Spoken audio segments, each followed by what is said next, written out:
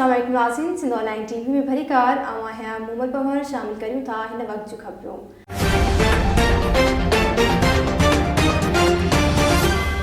नाज़िम मकली में सरसों ACF ECO9 तरफ़ां शजरकारी मुहिम के प्रोग्राम में डिप्टी कमिश्नर ऑफिस का पब्लिक पार्क ताईं रैली कढी वई। सिंध ऑनलाइन टीवी ठठे के ब्यूरो चीफ M अशरफ खुश्क की खबर मूजिब अगवानी deputy commissioner Thatta Ghazanfar Ali Qadri rally की अगवानी कई, जैमें जिले मैनेजर सरसों अहमद खान सूमरो, प्रोजेक्ट मैनेजर सरसों जमील मुनव्वर अबड़ो, मेल ऑफिसर सरसों Zahid Soomro, programme officer Maqsood Kolachi, DR manager ACF Zeeshan, director social welfare department Khuda Bakhsh Behrani, additional director Niaz Memon, DHO Thatta doctor Hanif Memon, तालीम खाते जी बिशारत इलियास ऐं मुख्तलिफ सरकारी गैर सरकारी इदारनि ऐं मीडिया के नुमाइंदनि ॻोठनि जी मुकामी ॻोठाणनि, औरतुनि ऐं मर्दुनि वॾे तादाद में शिरकत कई।